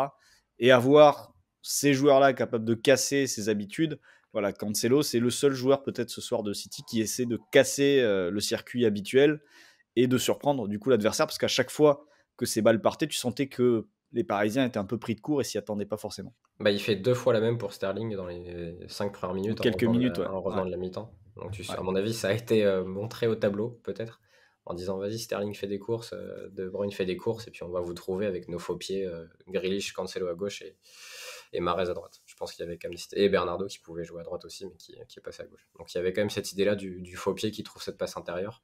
Mais voilà, avec ce côté ennuyeux, ce serait peut-être un peu irrespectueux, mais frustrant pour le téléspectateur parce que c'était tout le temps la même chose. Et en général, les équipes de Guardiola qui font tout le temps la même chose, en Ligue des Champions, il y a toujours des problèmes qui Sans arrivent. que je me pose toujours la question de savoir est-ce que c'est un plan de jeu calculé d'avoir Cancelo en faux pied ou c'est juste que là, t'as aucun autre arrière gauche. Là, Zinchenko était pas sur le banc, honnêtement, à part Ake qui pourrait potentiellement dépanner à gauche. Oui, oui, c'est Il y a vrai. personne. Donc en fait, effectivement, ça apporte quelque chose sur le plan tactique, mais même là, je me méfie un pied de me dire ah, mais au moins Mais, Guardiola avait prévu ça. Je me dis, si ça se trouve, mais s'il y avait un vrai latéral gauche, il n'aurait pas mis Cancelo là, c'est juste que bah, il fallait bien foutre quelqu'un, quoi. Et qu'en gros, ce serait une mais conséquence Benjamin, improbable, positive, mais qui n'était pas forcément prévue. mais Benjamin Mendy n'était pas dans le groupe. Tout soon. Hein. Mais, Et, Ok. non, et puis on peut, vu l'adversaire et vu le danger que pouvait représenter Mbappé dans la profondeur, par exemple, je pense que le fait de mettre Walker, oui, c'est c'était ça. quasiment Dans tous les cas, tu es obligé de mettre Walker à une droite. obligation côté Guardiola. Donc du coup, il restait plus que ce poste à gauche, je pense, pour mettre Cancelo, qui avait déjà été très bon face à Chelsea, d'ailleurs. Oui, c'est ça. Mais disons, Cancelo ne fait pas la Vous, finale de Ligue des Champions à ce poste-là. Donc c'est en fait, j'ai toujours ce truc-là de me dire à quel point Guardiola fait 100% confiance à Cancelo ou est-ce il se méfie. Bah, voilà, déjà de base, c'est pas un excellent défenseur, alors en plus en faux pied, tes habitudes défensives sont assez perturbées et on renvoie les gens vers l'article de Julien sur Coparena, dont la première partie est en accès libre sur les latéraux en faux pied. Après, pour le coup, en faux pied pour défendre sur Messi, Oui, là effectivement, oui. Là, pourquoi ça pas? ça Là, ça renvoie à collait. Arbeloa, Messi, à l'époque face à Ouais. Liverpool. question, et c'est clairement trop tôt, mais, Tu vas nous faire une blague sur. mais non, non, non, pas du tout. Non, non, pas du tout. Non, est-ce que vous craignez pas la bernardisation de Jack Grealish? Moi, déjà de base, je suis pas extrêmement fan de Jack Grealish Pareil. et je comprends pas son Oui, arrivée. Donc, déjà, j'ai un a priori assez négatif où quand il fait un match comme ce soir, ça efface limite les 5 plutôt bons qu'il a pu faire avant et je me dis, ah bah vous voyez, il aurait pas dû venir. Donc, du coup, mais parce que enfin, à Aston Villa, c'était lui le système, et là, tu veux en faire un joueur dans un système avec un rôle très cadré. Et enfin, alors Bernardo était peut-être moins créatif, il pouvait moins porter une équipe tout seul en étant vraiment le mec qui va créer tout ce qui se passe dans une équipe offensivement. Mais Grealish, là, j'ai l'impression que tu fais rentrer un mec assez complet, même si vous n'êtes pas forcément fan, assez créatif, assez inventif, dans une zone et un rôle où il doit faire tout le temps la même chose. Et je sais pas si c'est un reproche ou une remarque, mais c'est un truc qu'on voit souvent chez Guardiola, qu'il a fait avec d'autres joueurs. Mais là, avec Grealish, la saison a plutôt bien démarré pour lui, hein. Il joue, il est titulaire, il a été décisif plusieurs fois. Mais voilà, là je parle encore en tant que téléspectateur, parce qu'on est souvent analyste dans le jeu du banc, mais parfois la joie, le plaisir de voir des joueurs est importante aussi. Et à Aston Villa, il était assez fun, et là je le trouve par exemple pas du tout fun. mais Et je me demande d'ailleurs pour les joueurs si parfois ça joue dans leur performance d'être tout le temps dans un truc de systématisation des créations d'occasion. après, c'est vrai que pour le Je me pose coup, des questions. moi, le fait de pas être ultra fan, c'est en partie lié au club dans lequel il allait se retrouver, donc la City. C'est-à-dire que le joueur Aston Villa me dérangeait pas du tout, même s'il y avait le côté. Alors, c'est pas que sa faute. On dirait Fulgini, par exemple, gratte plein de fautes. C'est pas lui qui va foncer dans les jambes des mecs. Grealish un peu plus. À chaque fois, il prend la balle, il gagne des mètres. Alors, c'est pas Adama Traoré, hein, mais il va un peu foncer dans le tas parfois. C'est pas toujours ultra élégant. Mais c'est vrai que Aston Villa, je trouvais bien. Je pense qu'il y a aussi potentiellement d'autres étapes plus hautes qu'Aston Villa qui pouvaient être sympas. Maintenant, je me disais, à partir du moment où tu as Foden notamment, je vois pas forcément l'intérêt de prendre ce profil-là. Alors, visiblement, tu n'aurais pas pu faire Harry Kane, hein, mais j'étais plus intéressé par le fait de mettre un 9 que de mettre encore un joueur que je sentais venir gros comme une maison, ce qui s'est passé ce soir, ce qui sera peut-être pas le cas sur la durée.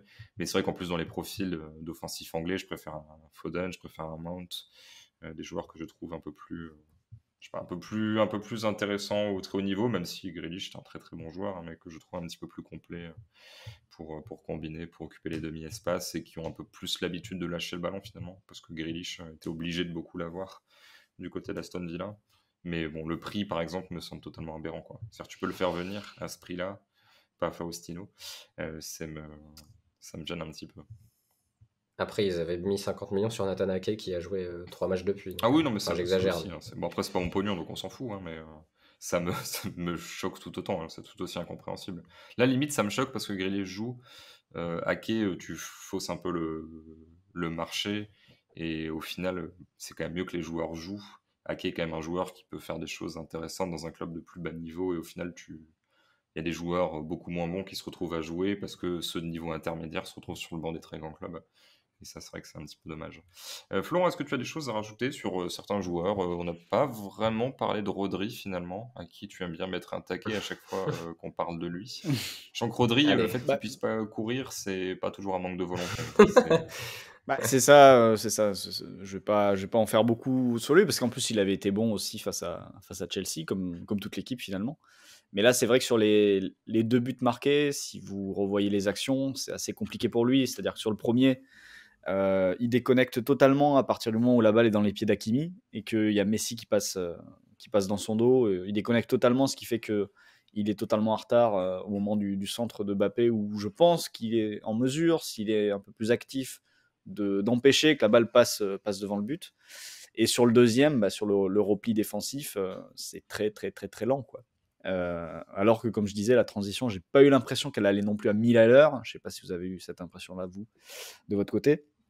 Mais le repli de Rodri, mais aussi de Bruyne et je pense que c'était Bernardo Silva le troisième. Il y a les 3 joueurs de City, en fait, qui se retrouvent dans le rond central à filmer totalement l'action et le fait que Messi passe en diagonale devant eux et s'ouvre le chemin du but et sollicite après, ensuite l'appui de Mbappé. Après, c'est Rodri, hein, on n'est pas Ouais, non, on n'est pas Dès qu'il faut défendre surpris, mais on n'est pas surpris, mais bon. Oui, il faut toujours le signaler quand même. On peut néanmoins toujours le signaler. C'est un truc que Fernandinho n'a pas, parce que Fernandinho, lui, est Ouais. capable de défendre en reculant. Le truc, c'est qu'il ne chope pas le ballon, il chope le joueur. Mais il chope quand même quelque Ouais. chose, quoi. Fernandinho, je pense que le deuxième but de City n'existe pas, mais qui prend carton jaune sur l'action. Non, mais je pense à peu près que. J'allais dire voir rouge, mais en même temps, si De Bruyne n'a pas pris rouge, visiblement, il n'y avait pas de carton rouge à disposition de l'arbitre. Du coup, il n'aurait pris qu'un jaune. C'est vrai que par contre, ça fait partie des genres de matchs où le Fernandinho de 32-33 ans va manquer. Parce qu'il était quand même sacrément fort dans des contextes comme ça, où à la perte, c'était beaucoup plus actif. Alors parfois légalement, parfois illégalement, mais beaucoup plus actif et beaucoup plus réactif que Rodri. Alors là encore, le PSG n'a pas beaucoup contre-attaqué. Mais disons que si ça se met en route et que tu les rejoues en quart de finale ou en demi-finale de la compète, et que tu as les 3 qui ont trouvé une alchimie, plus des milieux ou des latéraux qui vont contre-attaquer avec, Rodri peut passer une encore plus mauvaise soirée. Et vous, parenthèse, digression, vous verriez quel joueur, parce que là Fernandinho est toujours à City, mais il a 36 ans, si Guardiola devait aller chercher son nouveau Fernandinho, son futur Fernandinho, vous iriez vers qui? Je réfléchis en fait au profil qui existe. Moi, ce qui me perturbe, c'est que Fernandinho au Shakhtar n'était pas à 100% comme ça. Il n'était pas du tout. Ah non, c'était un relayeur. Ouais. C'était un relayeur créatif. Il pressait, et puis parfois il pouvait mettre aussi des brins. Mais il n'avait pas forcément. Il avait un peu le côté méchant, mais il n'avait pas ce côté ultra défensif. Donc, Mais tu te rappelles du Fred du Shakhtar aussi? Oui, non, mais le Shakhtar, le Fred de United. Le Shakhtar, de manière générale, là-bas, tout le monde est ultra offensif. C'est ensuite quand ils reviennent en Europe de l'Ouest où tu te rends compte de ce que tu peux en faire d'autre. Sachant qu'à Manchester, de tous les cas, si tu es trop créatif, on t'engueule. Pensez pour Herrera. Du coup, c'est pas simple. Hein. Non, mais j'allais dire peut-être un mec comme Ndidi. Ndidi qui en plus t'apportera sur un coup de pied arrêté, quoi. Je pense à des mecs très mobiles en fait qui vont être capables de à la fois être justes techniquement sans être hyper impressionnants, mais qui vont être capables de couvrir du terrain sans ballon, tu vois. Et c'est un profil qui finalement n'existe pas. Enfin, il n'y en a pas 1000 quand tu regardes les joueurs qui sont je pensais à un, mais il est devenu trop offensif là où il est. Mais peut-être que justement, en changeant de club, il adoptera ce jeu plus défensif. Je pensais à Seko Fofana. Non, mais je sais pas, un Calvin Phillips, sinon? Ouais, la Ouais. mobilité est pas non plus. Non, mais on compare C'est pas avec la même. Rodri. Oui, oui, non, mais c'est pour ça Oui, que non, je c'est sûr que Ouais, proposais, non, mais bien sûr. je Mais... proposais, je proposais NDD au début, tu vois, parce que c'était le mec qui me semblait cohérent. Mais tu vois, là, j'ai fait la première ligue, je vois pas d'autres profils similaires. En Quel tout cas, était pas que d'ailleurs tu peux aller. ton truc? Est-ce que tu as fait genre les pressions et du coup tu es tombé sur Laurent Abergel? Non, Est-ce que t'as fait... Non? non, pas du tout. J'ai descendu la liste des clubs en pensant aux joueurs qui jouaient au milieu de terrain dans ces clubs-là, tu vois. Donc c'était beaucoup moins réfléchi. Disons qu'en fait, ceux qui sont bons à ce niveau-là sont déjà dans des grands clubs. T'as Ouais, Fabinho ouais. à Liverpool, t'as Kanté à Chelsea, T'as Idrissa Gueye, t'as Idrissa Gueye qui du avec coup. ballon est quand même moins bon que Rodri. Donc Mais Ndidi tu vas c'est lui pas mal, hein. perdre Moi dans un je domaine. suis assez client du joueur. Après, il y a plus offensif, mais en termes de mobilité, après, ce que je veux dire va être idiot, hein, je vous préviens, mais il y a Bissouma. Alors Bissouma, c'est le plus grand dilemme de mon existence. Donc si on part sur Bissouma, il faut 2 heures. Parce que Bissouma, moi je le suis depuis la réserve à Lille. Et Bissouma à Brighton est un mec qui court beaucoup, qui récupère énormément de ballons, qui est assez cadré. Alors qu'à Lille, c'était un gars qui se prenait pour Yaya Touré, Non, qui avait un talent mais qui, par contre, immense, ultra mais qui créatif, techniquement est très très fort, tu vois. qui a une Techniquement, frappe c'est de très balle fort, énorme, Bissouma. techniquement très fort. Mais à l'époque, il s'en battait les couilles complètement, hein. Désolé pour le langage, mais la balle était perdue, c'est plus mon problème, quoi. Donc, non, mais tu vois, là, on mentionnait des Lensois, enfin, Doucouré, par exemple, de Lens, qui n'a que 21 ans. Pourquoi pas sur l'évolution, peut-être des joueurs comme ça aussi à réfléchir. Évidemment, si tu veux vraiment, mais là, je pense que c'est très cher, mais un Declan Rice va t'apporter des Ouais, choses, mais on est encore sur un autre registre que Fernandinho. Enfin, du coup, tu serais obligé de l'utiliser. sinon, il faut aller chercher en Bundesliga ou en Ligue 1. Je pense que c'est les championnats les plus à même de te sortir des joueurs comme ça, tu vois. En Ligue 1, est-ce que tu peux pas faire je sais pas, je dis n'importe quoi, mais de Bouba Camara, un joueur comme ça, tu vois. C'est pas des mecs comme ça que Ah, tu peux. il a été très bon sur les transitions. Enfin, aujourd'hui, c'est le meilleur 6 de Marseille pour gérer ces Tu vois, situations-là. il est mobile, techniquement c'est quand même fort, il a un bon gelon, il peut jouer n'importe où et dans toutes les zones et Guardiola va aimer ça. Et justement, c'est pas l'été dernier où il y avait la rumeur, c'était City justement qui était dessus, qui essayait de le faire. Après, bon, les rumeurs sais de pas ce trop. genre-là, on sait jamais, mais je crois Mais- que c'était City qui était annoncé pour lui à un moment donné. Parce que je sens bien City aller sur Guimarães, tu vois, à un moment, mais avoir exactement les mêmes problèmes qu'avec Rodri. Parce que le mec va pas pouvoir défendre en reculant, même si je le trouve plus intéressant que Rodri avec ballon et plus créatif. Ou sinon, c'est Tchouaméni ou Fofana à Monaco, tu vois. Bah, Tchouaméni. Tchouaméni, ça serait pas mal. Ouais. Ouais, mais tu le limiterais un peu parce que il aime bien aller un peu plus haut sur le terrain, tu vois. Si t'en Ouais, fais un après, Rodri, Après, c'est toujours le lot de ce type de joueur qui sait faire pas mal de choses et qui, une fois qu'il arrive dans un grand club, peut être amené à se spécialiser parce que il est talentueux, mais c'est le moins talentueux de tout le groupe pour se projeter. Et du coup, il se focalise sur ce travail-là. C'est ce qui est arrivé à Fernandinho. Si tu repars en arrière, c'est ce qui est arrivé à Makelele au Real Madrid. Tu vois, ce genre de truc, ce genre de transformation qui est assez logique pour un joueur de ce profil-là, qui passe au niveau supérieur et qui est moins talentueux que les autres et qui, du coup, pour jouer, se focalise sur. Si on remonte même très loin, on peut penser à John Obi Mikel, oui. pour reprendre nos sagas U20 qu'on avait vu très jeune, qui était un meneur de jeu hyper intéressant et qui est devenu un 6 pur et dur à Chelsea. C'est ce que disait Timo Bakayoko aussi dans une interview où il disait quand j'étais jeune j'étais 10 et puis quand je suis arrivé chez Lyon on m'a dit tu vas jouer 6 là et tu vas gratter des balles. Donc, on se demande sur quoi c'était basé cette analyse. Non mais après voilà il y a des joueurs pour qui c'est justifié, d'autres un peu non mais par contre bon là ça c'est va, amusant qu'on cite tous on a ces suggéré profils-là. finalement on a trouvé 3-4 joueurs quand même qui peuvent le faire, tu vois, Ndidi, Camara, Tchouaméni. Mais par contre, si on venait vraiment sur l'affiliation Fernandinho, Makelele, faut même pas aller chercher des profils comme ça. Du coup, faut aller chercher des meneurs ou des ailiers qui courent un peu partout, mais qui sont pas assez talentueux. Donc, c'est-à-dire que là, tu dois aller chercher, j'allais dire du cabot, non pas du cabot, mais un mec qui joue plus haut que tu reconvertis plus bas. En vrai, tu vas chercher un mec à Salzbourg, là, dans leur usine, à sortir des joueurs comme ça, et tu prends le dernier qui est sorti, et tu lui dis, allez, Ouais, tu prends un Ronson et tu le fais jouer un peu plus bas. Mais lui ou le prochain qui sort, de toute façon, c'est comme à Ikea avec tout en stock. Là, donc, je sens qu'à Leipzig, vrai, il y en a aussi. Hein. Si tu veux Ouais, t'amuser avec Leimer, si tu veux t'amuser avec Adams, avec Aïdara, il y a des choses à faire. Sinon, tu prends Johan Gastien et c'est total football, tu vois, parce que il fait un super début de saison balle au pied, mais tu auras les mêmes problèmes, je pense, sans ballon qu'avec Rodri. Non, mais parce que sur les passes progressives, Johan Gastien sur Coparena Et pas que sur enfin, Coparena, hors c'est juste que catégorie, le sur mec. Coparena, on le dit, Ouais, mais il fait pas oui, que des passes voilà, progressives c'est sur ça. Coparena, il les fait aussi vraiment en Ligue Non, 1 non, sur le mais terrain. dans les infographies de Coparena, ça se voit qu'il est au-dessus du lot. Non, mais je pense que Camara, Chouameni et Ndidi, tu as 3 noms potentiels. Youssouf Fofana, je le vois un peu moins, même s'il est fort sur les transitions Allez, aussi. un dernier nom, Højbjerg, oui ou non? Ah, Ah, bah le Ibir du moi, Danemark, ouais. oui. Celui du Moi, ouais. Danemark, pas celui de Tottenham et de Mourinho, mais celui du Danemark. Sachant que le Danemark, faut faire attention à ce que ça ne devienne pas le Chili de l'Europe.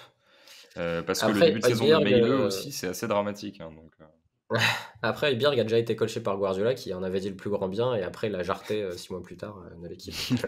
Dans ce qu'il a fait aussi à Dante, où il dit j'aimerais avoir 11 Dante et 2 mois plus tard il avait 0 Dante dans l'équipe. Donc tu vois, il faut Après, voir. pensez pour Guardiola qui, à chaque fois qu'il bat un mec 5-0, dit que l'entraîneur adverse est exceptionnel. Il est très bon. Et quand il y a match nul, il est dégoûté, il dit rien. Donc, c'est Guardiola. Hein. Le discours est assez amusant. Est-ce que vous avez d'autres petites choses à rajouter ou pas sur ce match, messieurs? Je sais pas s'il y a beaucoup de choses à dire sur Donnarumma, mais on peut dire qu'il a Non, fait un très bon match, mais on l'a il a mentionné été vite fait. bon. Non, on a déjà parlé Non. de pas mal de performances individuelles. Je pense pas qu'on ait oublié un Citizen. On a parlé de tous les Parisiens, ligne par ligne. Donc, non, mais Gaïa et Herrera, par contre, heureusement qu'ils sont là en début de saison. Parce que c'est quand même 2 mecs très forts depuis le début. Et Herrera était assez juste aussi, même sur les sorties de balles.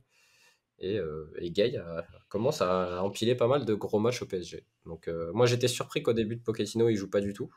Parce que c'est quand même un profil qui colle plutôt bien à ce qu'a fait Pochettino à Tottenham, à Southampton. Mm. Et je suis content de le voir. Je sais pas, j'aime bien Ganagay en fait. Donc je suis content de le voir réussir et s'installer dans l'équipe. Je sais pas, j'aime plutôt bien. Même si ça va enlever du temps de jeu à Wijnaldum que j'aime bien aussi. Mais là, Gay fait un vrai début de saison. Après, Van Eydoum, Et là, puis, y a c'est pas son photo, frère hein, qui joue y a- depuis le début de saison. Ouais, Oui, voilà. oui, oui. Pas photo Oui, entre les deux pour l'instant, ouais, oui. c'est sûr. Et dans l'autre match du groupe, alors on l'a pas vu, hein, mais Bruges a battu Leipzig 2-1, but de Nkunku évidemment côté Leipzig, et but de Van Aken et de Ritz côté Bruges. Ritz qui je crois n'avait pas joué face à Paris, ça me dit rien. Ou peut-être que si, enfin bref, toujours dit-il que c'est... Si, il me semble Ah si que, il me oui, semble si, qu'il il était avait joué. devant la Mais défense. effectivement, Il ce était, profil je devant la crois. défense, c'est pas forcément le plus en valeur. Je t'avoue que là, des 11 joueurs, c'est celui qui m'avait... le seul dont je me souvenais pas en fait du match face à Paris. Mais tout ça pour dire que Bruges a 4 points. Est-ce que ça remet en cause un peu pour vous la hiérarchie du groupe? Moi, en gros, après le premier match, j'étais vraiment très inquiet pour Paris. Parce que j'envisageais, pourquoi pas, le fait de, enfin même assez facilement, le fait que Paris ne batte pas City et du coup jouer ton truc face à Leipzig. Là, tu as Paris-Bruges à 4, City à 3, Leipzig à 0. Est-ce qu'on peut déjà Ouais, dire que Paris et City c'est bon et que Bruges fera 3 avec l'avantage pris sur Leipzig ou c'est un peu tôt? Oui, oui, je pense que c'est bon. Oui.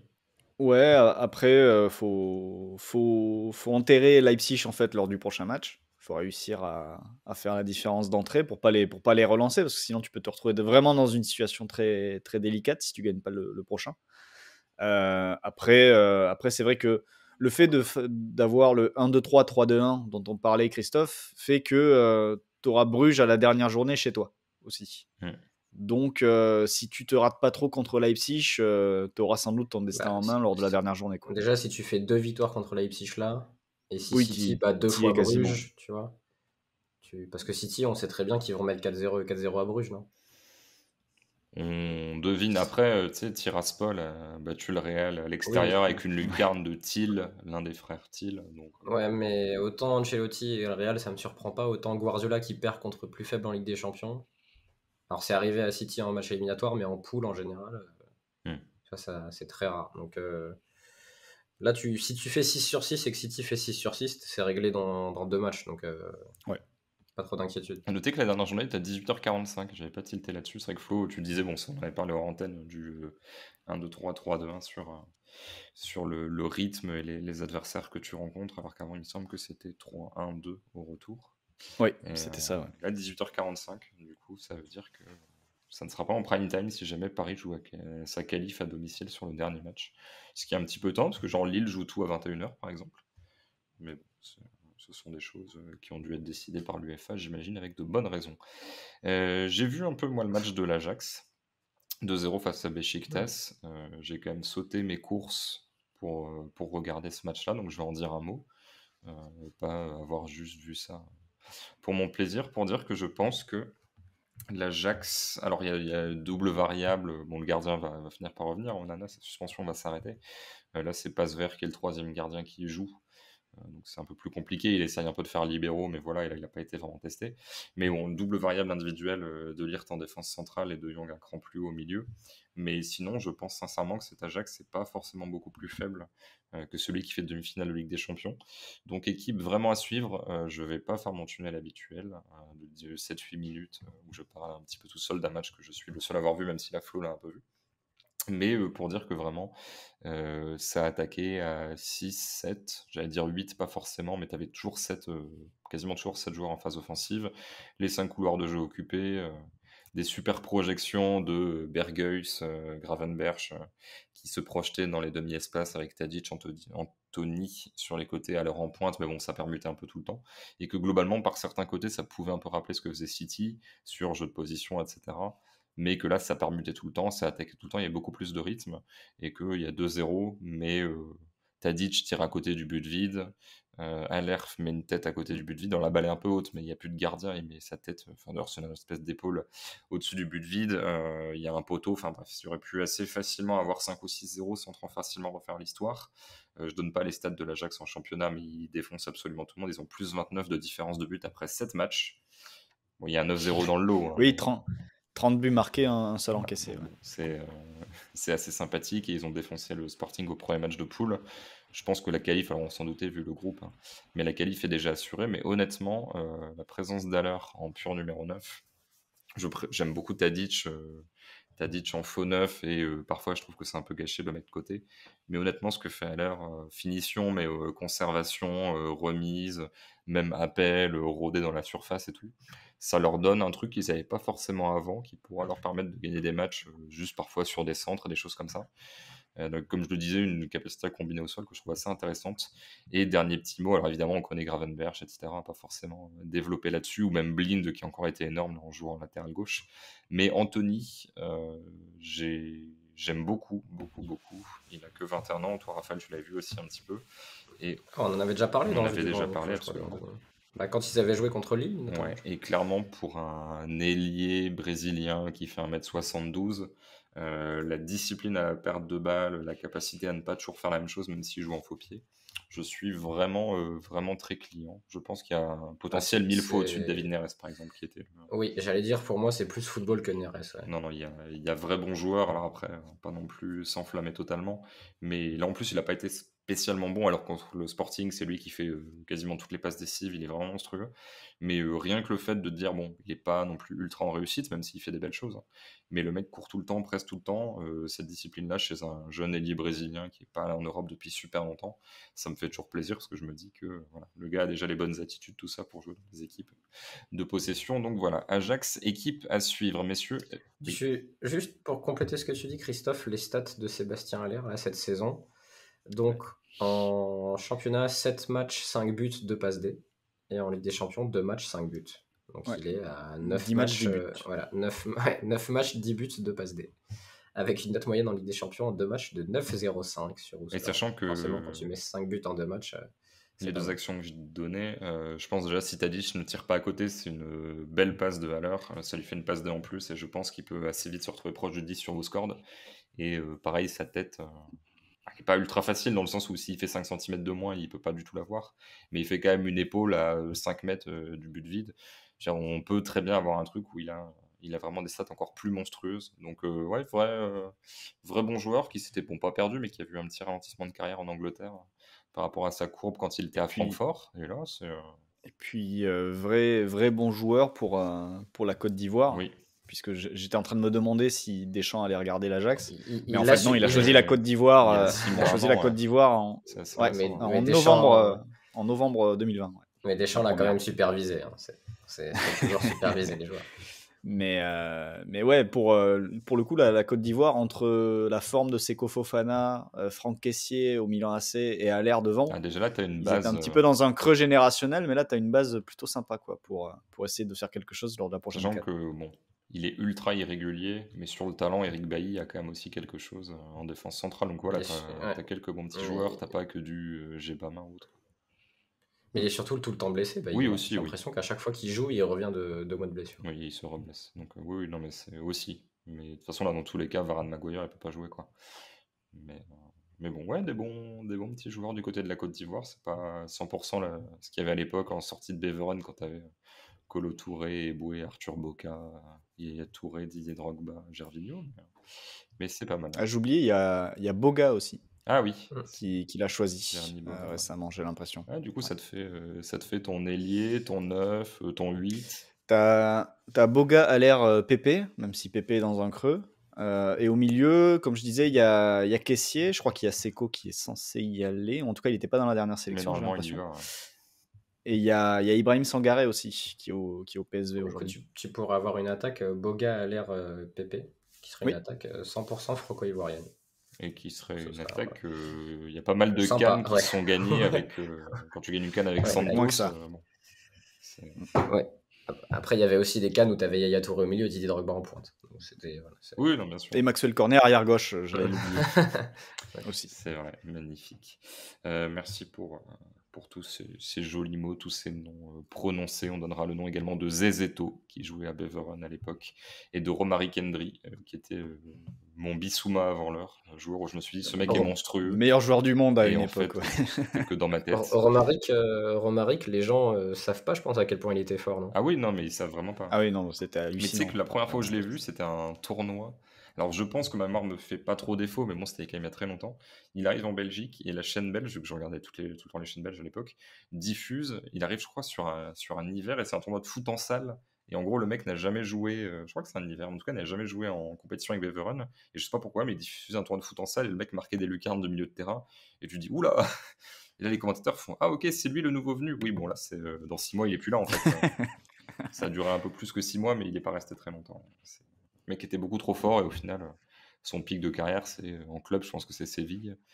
Et il foutait pas grand-chose. Mais il fait quand même Ouais, c'est 4, ça, il fait quand même 4 ans là-bas, hein, donc Ouais. ça a duré plus longtemps que je pensais, le pic de la carrière. Enfin, pour moi, le pic de Romaric, pour nous, c'est quand il est au Mans et que le Mans a l'effectif le plus fou de l'histoire de la Ligue 1, avec Graffité, avec Marco Bacha.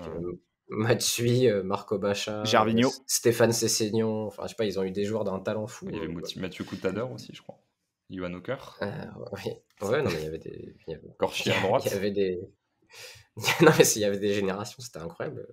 Bah, Rudy Garcia avait fait une grosse saison avec cette. C'était Johan Pelé dans le but ou Ouais, je Ça crois. devait être Johan Pelé. Et il y avait aussi L'Albatros. un attaquant norvégien dont j'ai oublié le nom, qui avait fait une saison norvégien, Elstadt. Scandinave. Elstadt. Thorsten Elstadt. Thorsten Elstadt. En tout cas, toujours la petite tête évidemment de Florent quand il donne des surnoms.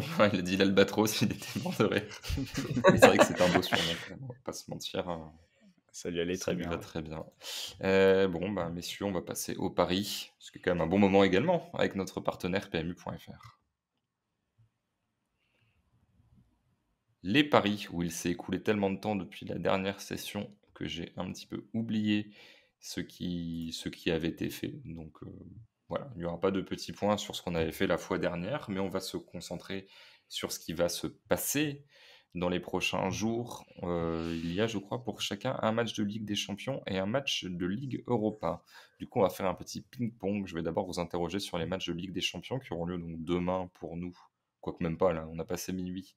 Donc dans quelques heures, il y a notamment un Wolfsburg-Séville qui est évoqué par Florent. Ouais, Wolfsburg-Séville, dans le groupe du LOSC. Et vu que j'ai, avec toutes mes aventures avec Djibouti, etc., j'ai vu assez peu de foot européen, je vais me focaliser sur les équipes que j'ai vues et qui m'ont finalement assez peu convaincu. Et c'est le cas de Wolfsburg, on en avait largement parlé après le match nul face au LOSC, où on avait eu l'impression d'avoir déjà à faire un match de Ligue Europa, et un match de Ligue Europa pas forcément flamboyant, avec en plus une équipe de Wolfsburg qui se révélait au fil du match inférieure à une équipe du LOSC qui est loin de convaincre depuis le début de saison. Du coup, je me dis que face au FC Séville, qui, Christophe, n'a pas l'air non plus flamboyant, Non, c'est pas flamboyant. cette saison. Ça gagne, mais c'est pas... Mais voilà, mais tu as dit quelque chose d'important, ça gagne. Et je me dis que voilà, sur la pelouse de Wolfsburg, l'expérience, la hiérarchie du groupe sera respectée, que Séville sera capable d'aller chercher 3 points là-bas.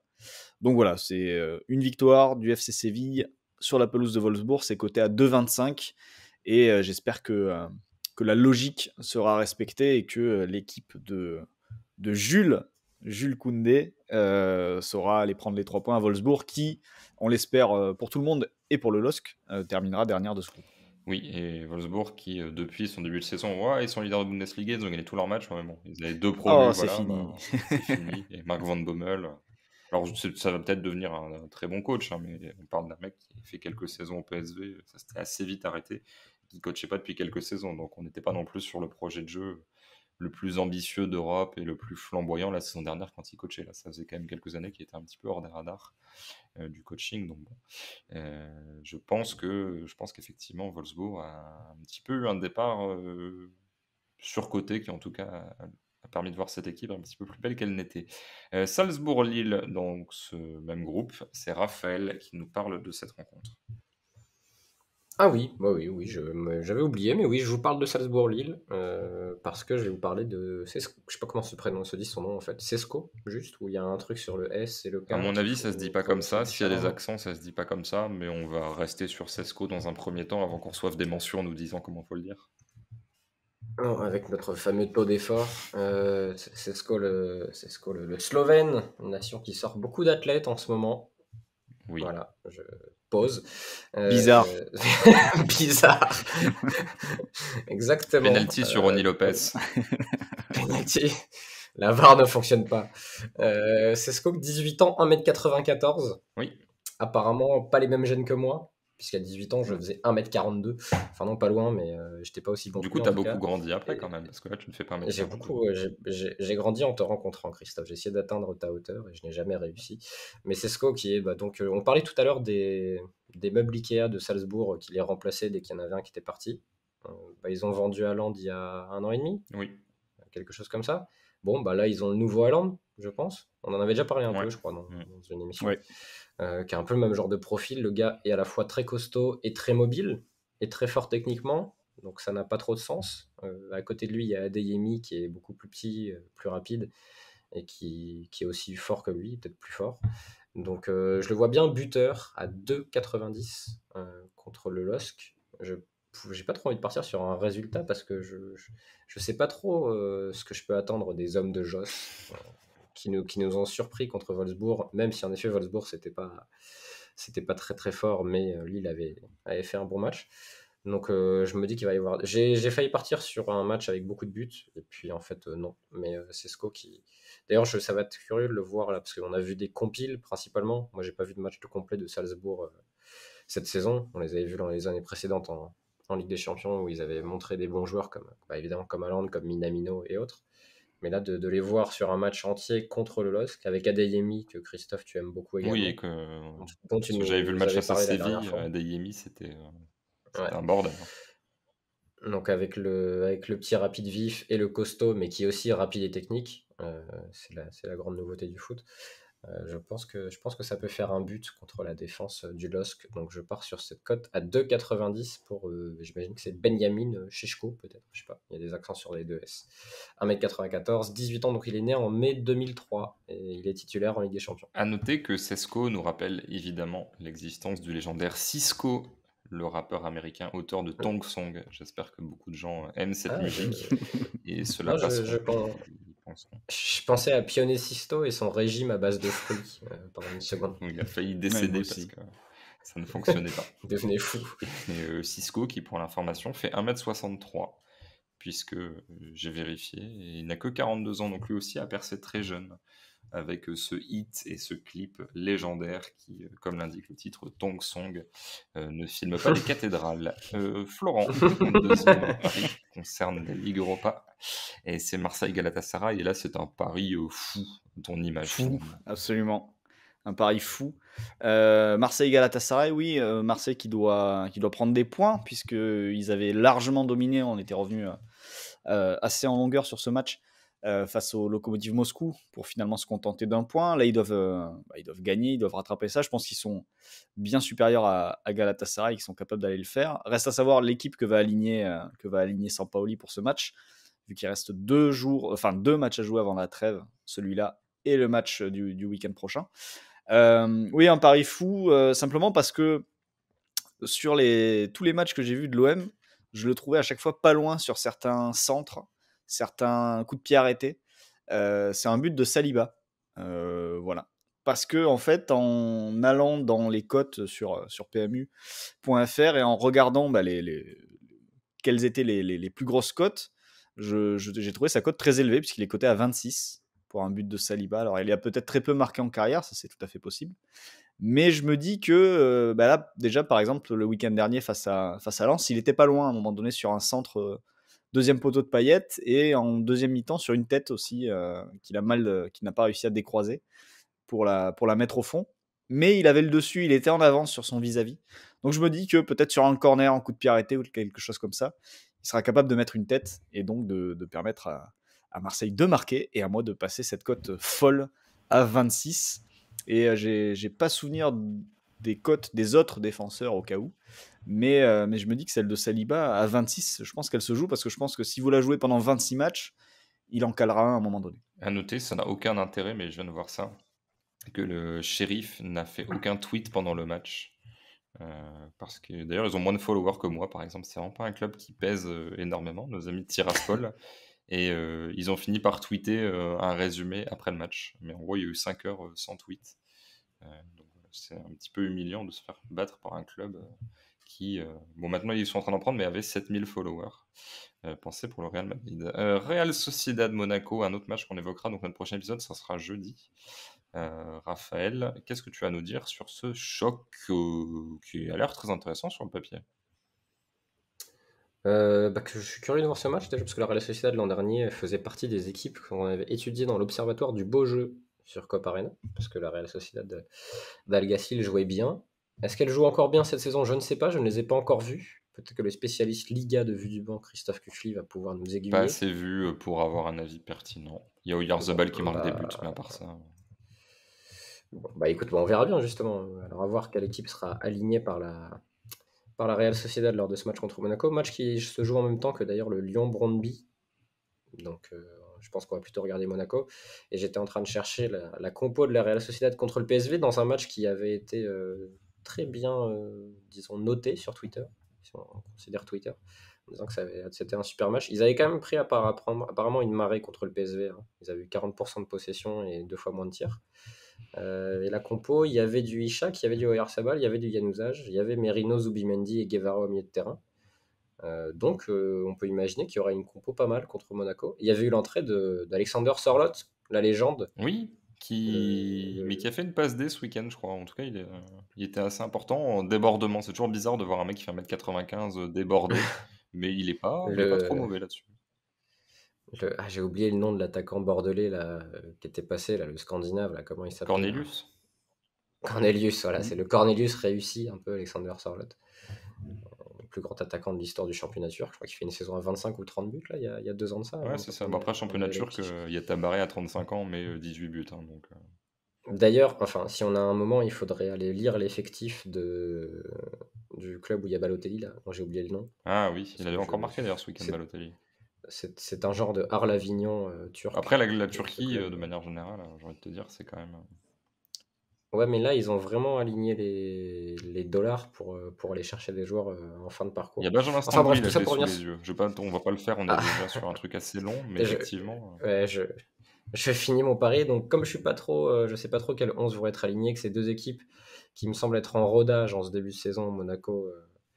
que la Real, ça commence bien. Ils ont quand même 5 victoires en 7 matchs. Mais ils ont marqué que 10 buts, alors que l'an dernier, c'était une équipe qui enchaînait les buts. Donc, est-ce qu'il y a eu un changement de style? Est-ce que Yelgassil est un peu plus contrôlé dans l'élan offensif? Mais on va voir ça. Et je pars sur un match nul. C'est à 3,45 entre deux équipes qui, à mon avis, sont sensiblement du même niveau, qui n'ont peut-être pas la même forme, mais qui sont du même niveau. C'est-à-dire des équipes qui, pour moi, pourraient être en Ligue des Champions plus crédibles que des équipes qui y sont actuellement.